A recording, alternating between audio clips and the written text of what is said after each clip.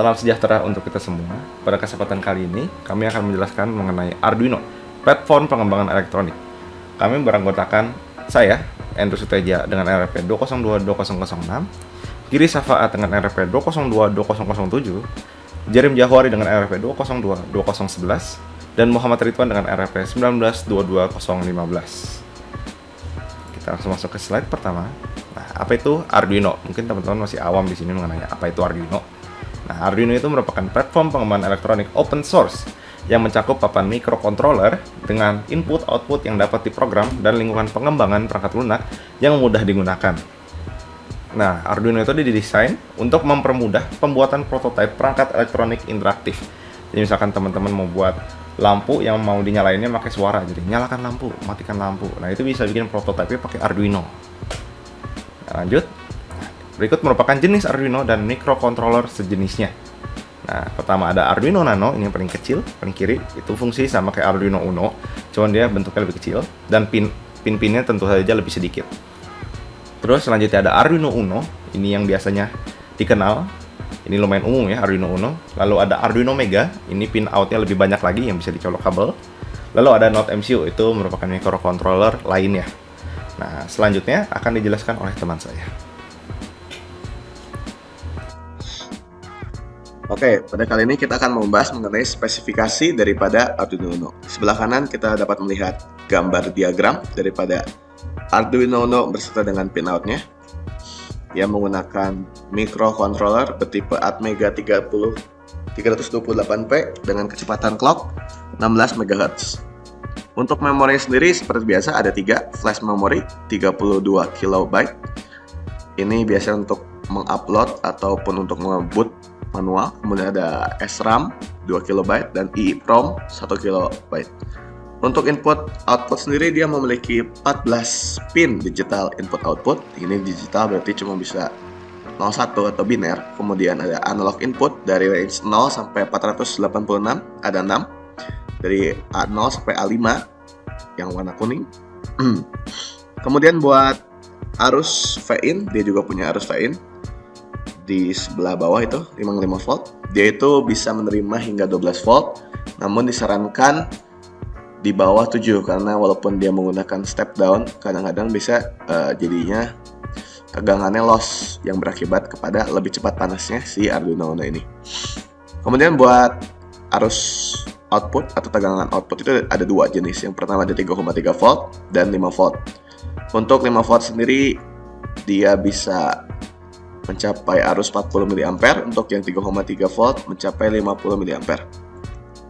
Untuk komunikasi sendiri ada USB, biasanya orang menggunakan USB, ada UART, merupakan Universal Asynchronous Receiver Transmitter, kemudian SPI, Serial Peripheral Interface, dan juga terakhir I2C yang biasa sering dipakai buat mode-mode tertentu. I2C ini merupakan Inter-Integrated Circuit. I2C itu kalau kita lihat di pin sebelah kanan itu ada di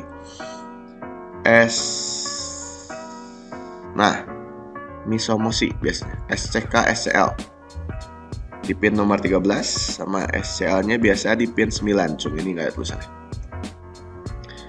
Kemudian untuk fitur lainnya ada built-in LED di nomor 13. Jadi kalau misalnya kita ingin menggunakan LED yang udah built-in, ini warnanya biru. Bisa langsung panggil aja pin mode 13 output.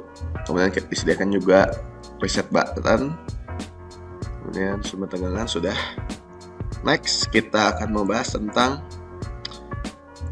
apa sih Arduino IDE.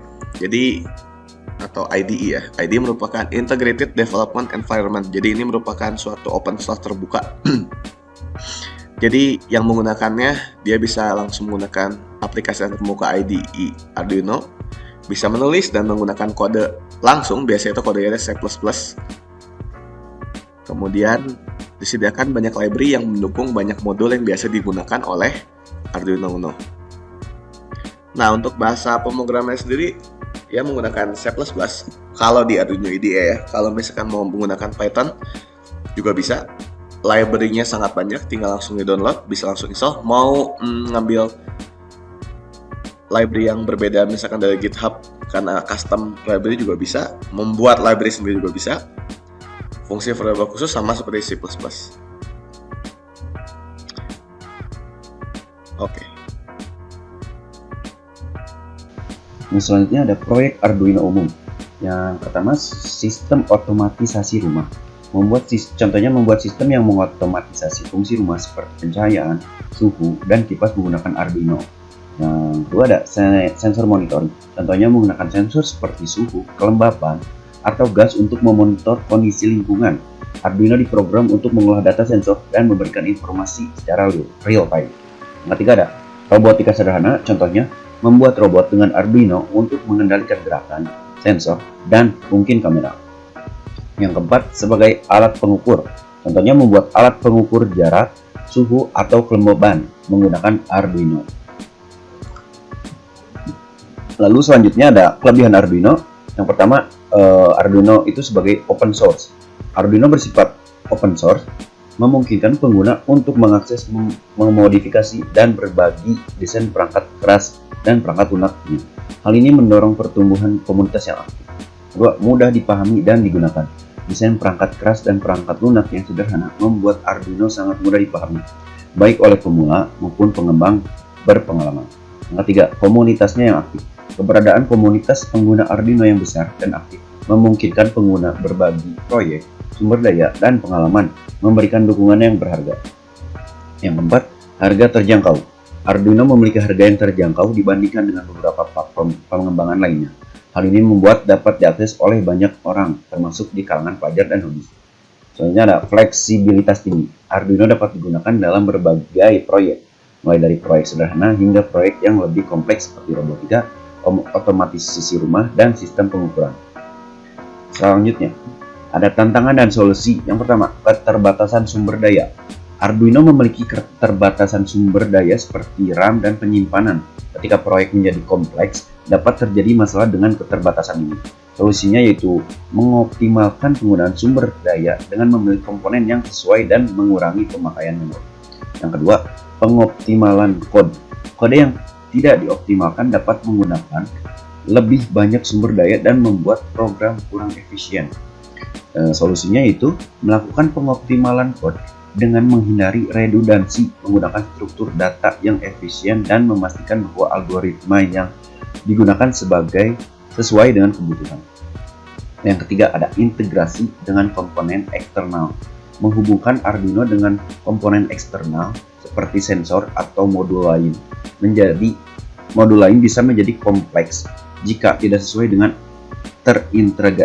tidak terintegrasi dengan baik. Solusinya yaitu mengevaluasi spesifikasi dan kebutuhan komponen eksternal sebelumnya.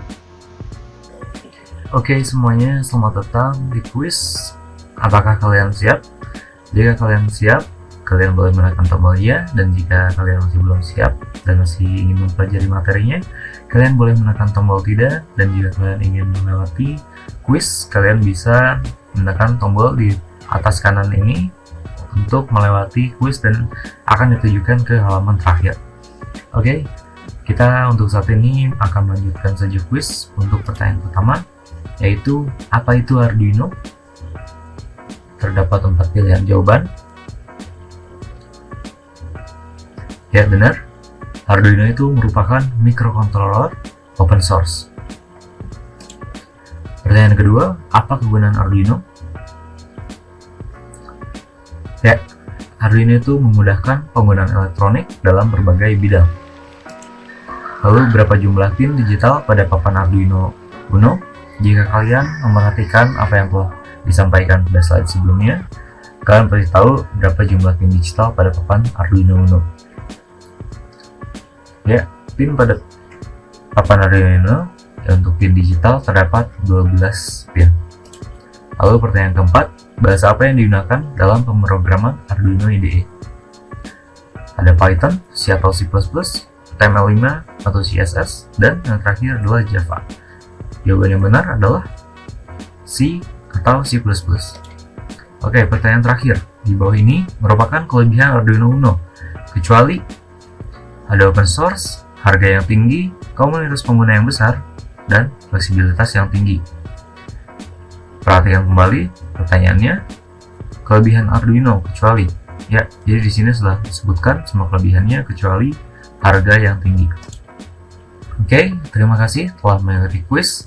Apakah ingin main lagi? Jika ingin mengulangi pertanyaan-pertanyaan sebelumnya, bisa tekan tombol ya. Dan jika tidak, akan ditujukan ke halaman terakhir. Jadi, kami mahasiswa Teknik Elektro mengucapkan terima kasih karena telah mengikuti materi-materi yang sudah kami paparkan. Oke, sekian dari kami. Kami akan tutup presentasi ini. Sampai jumpa kembali.